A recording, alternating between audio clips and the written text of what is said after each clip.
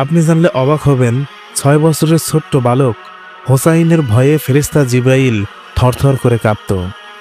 আল্লাহ রাব্বুল আলামিনের সৃষ্টি কোটি কোটি ফেরেশতার চেয়ে ফেরেশতা জিব্রাইলের মান মর্যাদা অনেক বেশি এবং সকল ফেরেশতার সর্দার তিনি।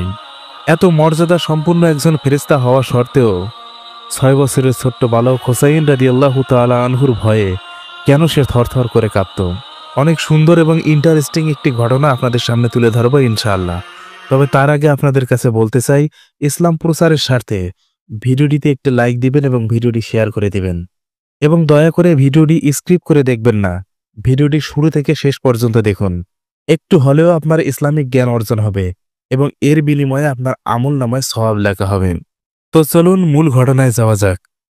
নবীর কলিজার টুকরা নাতি ৬ বছরের ছোট্ট বালক ইমাম হুসাইন রাদিয়াল্লাহু তাআলা আনহু মা ফাতেমার কাছে এসে বললেন, মা, আমাকে প্রচণ্ড খিদা লেগেছে, আমাকে খাবার দাও। ফাতেমা রাদিয়াল্লাহু তাআলা আনহা বললেন, বাবা, ঘরে তো কোনো খাবার নেই, আজ ৩ দিন হলো চুলায় কোনো আগুন জ্বলে না। হযরত হুসাইন রাদিয়াল্লাহু তাআলা আনহু বলল, ঠিক আছে, তাহলে আমি মসজিদে নববীতে যাই, দেখি নানার কাছে কোনো খাবার পাই কিনা। এই বলে হযরত হুসাইন রাদিয়াল্লাহু তাআলা আনহু ফাতেমার কাছ থেকে এক দৌড়ে মসজিদে নববীর দিকে রওনা দিলেন। পিছন থেকে ফাতেমা চিৎকার করে বললেন, বাবা হুসাইন, মসজিদে নববীতে তোমার নানার কাছে গিয়ে কোনো লাভ নাই, তোমার নানাও ৩ দিন ধরে অনাহারে মসজিদে নববীতে বসে আছে। হযরত হুসাইন রাদিয়াল্লাহু তাআলা আনহু এক দৌড়ে মসজিদে নববীর দরজায় এসে দাঁড়ালেন এবং তিনি খেয়াল করে দেখলেন ভিতরে তার নানা বসে আছে এবং তার নানার পাশে একজন সাহাবী বসে আছে। ওই সময় ফেরেশতা জিব্রাইল আলাইহিস সালাম নবীজির কাছে ওহী নিয়ে এসেছেন। ফেরেশতা জিব্রাইল আলাইহিস সালাম যখনই নবীজির কাছে ওহী নিয়ে আসতেন, সাধারণত সাহাবী দাহিয়াতুল কলবি রাদিয়াল্লাহু তাআলা আনহুর রূপ ধরে আসতেন।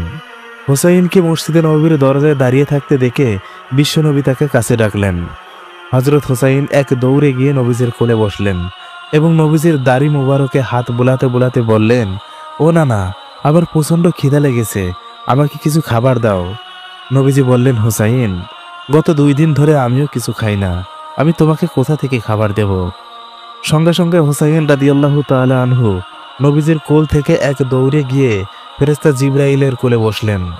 ৬ বছরের ছোট্ট বালক হুসাইন রাদিয়াল্লাহু তাআলা আনহু ভাবলেন, এটা আমার নানার সাহাবী দাহিয়াতুল কলবি। নানার সাহাবী ভেবে হুসাইন রাদিয়াল্লাহু তাআলা আনহু ফেরেশতা জিব্রাইলের কোলে গিয়ে বসলেন এবং ফেরেশতা জিব্রাইলের দাড়িতে হাত বোলাতে লাগলেন আর বললেন, ও নানার সাহাবী, আমার নানার যতগুলো সাহাবী আছে তারা যখন আমার নানার কাছে আসে কিছু না কিছু হাদিয়া তো নিয়ে আসে, কিন্তু আমি প্রায় দেখি তুমি আমার নানার কাছে আসো, আমার নানাকে কি যেন বিড়বিড় করে বলো, তারপর আবার চলে যাও, কিন্তু কোনোদিন তো দেখলাম না তুমি আমার নানার কাছে একটু হাদিয়া নিয়ে এসেছো। আজকে আমি হুসাইন তোমার কোলে বসেছি, যতক্ষণ তুমি আমাকে খাবার না দিবে ততক্ষণ আমি তোমার কোল থেকে নামবো না।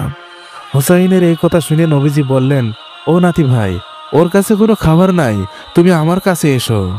হযরত হুসাইন রাদিয়াল্লাহু তাআলা আনহু বললেন, না না না, আমি আজকে আর তোমার কাছে যাব না, আমি তোমার এই কৃপণ সাহাবীর কাছ থেকে খাবার আদায় করে ছাড়ব। হুসাইন রাদিয়াল্লাহু তাআলা আনহুর কথা শুনে নবীজি একটু চিন্তিত হলেন, কেননা হুসাইন যাকে কৃপণ বলছে তিনি হলো আল্লাহ রাব্বুল আলামিনের বিশেষ ফেরেশতা জিব্রাইল আলাইহিস সালাম। নবীজি এটা ভেবে চিন্তিত হলেন, না জানি আল্লাহ রাব্বুল আলামিন হুসাইনের উপর রেগে যায়। হুসাইন রাদিয়াল্লাহু তাআলা আনহু ফেরেশতা জিব্রাইলকে বললেন, হে নানার সাহাবী, কি তুমি কি আমাকে খাবার দেবে না? আমি 2 দিন ধরে কিছু খাই না। ৬ বছরের ছোট্ট বালক হুসাইন রাদিয়াল্লাহু তাআলা আনহুর কথা শুনে ফেরেশতা জিব্রাইল আলাইহিস সালামের চোখ দিয়ে দর দর করে পানি পড়তে লাগলো। ফেরেশতা জিব্রাইলের দাড়ি মোবারক ভিজে চোখের পানি টপ টপ করে পড়তে লাগলো। ফেরেশতা জিব্রাইল আলাইহিস সালাম আল্লাহ রাব্বুল আলামিনের কাছে বললেন, এ মাবুদ, তুমি আমাকে এ কোন পরীক্ষায় ফেললে? তুমি তো ফেরেশতাদের জন্য খাবার খাওয়াকে হারাম করে দিয়েছো। খাবার কি এবং খাবার কিভাবে খেতে হয় আমি জিব্রাইল তো জানি না, আমার কাছে খাবার কোথা থেকে আসবে? তোমার বন্ধুর নাতি হুসাইন আমার কাছে খাবারের জন্য বায়না ধরেছে, হে আল্লাহ, এখন আমি কি করব তুমি বলে দাও। অতঃপর আল্লাহ রাব্বুল আলামিন ফেরেশতা জিব্রাইলকে বললেন, হে জিব্রাইল, তুমি কোনো চিন্তা করো না, আমি আল্লাহ কুদরতিভাবে জান্নাত থেকে 1 ঝোপা আঙ্গুর তোমার জুব্বার ডান পকেটে রেখে দিয়েছি। তুমি বিসমিল্লাহ বলে তোমার জুব্বার ডান পকেটে হাত দিয়ে দেখো, সেখানে এক ঝোপা আঙ্গুর পাবে, আর এই আঙ্গুরের ঝোপাটি হুসাইনের হাতে তুলে দাও। ফেরেশতা জিবরাইল আলাইহিস সালাম বিসমিল্লাহ বলে জুব্বার ডান পকেটে হাত দিলেন এবং তিনি আঙ্গুরের ঝোপাটি বের করে হুসাইন রাদিয়াল্লাহু তাআলা আনহুর হাতে দিলেন। হযরত হুসাইন রাদিয়াল্লাহু তাআলা আনহু আঙ্গুরের ঝোপাটি হাতে নিয়ে বিশ্বনবীকে বললেন, ও নানা, দেখছো তোমার সাহাবী কত বড় কৃপণ সাহাবী। তুমি ক্ষুধা নিয়ে মসজিদে নববীতে বসে আছো, আমি ছোট্ট একটি বাচ্চা, আমি ক্ষুধা নিয়ে এসেছি, তার কাছে কতবার খাবার চাইলাম, কিন্তু সে আমাকে খাবার দিল না, সে আঙ্গুর পকেটে নিয়ে বসে আছে। কত বড় কৃপণ এবং বেয়াদব সাহাবী। হুসাইন রাদিয়াল্লাহু তাআলা আনহুর কথা শুনে নবীজি আরও চিন্তিত হয়ে গেলেন। নবীজি ভাবলেন, হুসাইন ফেরেশতা জিবরাইলকে কৃপণ এবং বেয়াদব বলছে, না জানি আল্লাহ কখন রেগে যায়। নবীজি বললেন, ও নানু ভাই, তুমি ওর কাছে আর থেকো না, তুমি আমার কাছে এসো। হুসাইন রাদিয়াল্লাহু তাআলা আনহু এবার নবীজির কোলে এসে বসলেন। রাসূলুল্লাহ সাল্লাল্লাহু আলাইহি ওয়াসাল্লাম চোখের ইশারায় ফেরেশতা জিবরাইলকে বললেন, ভাই জিবরাইল, তুমি তো ফেরেশতা, তুমি তো খাবার খাও না, তোমার জন্য তো খাবার খাওয়া হারাম, তাহলে তোমার পকেটে আঙ্গুর আসলো কোথা থেকে?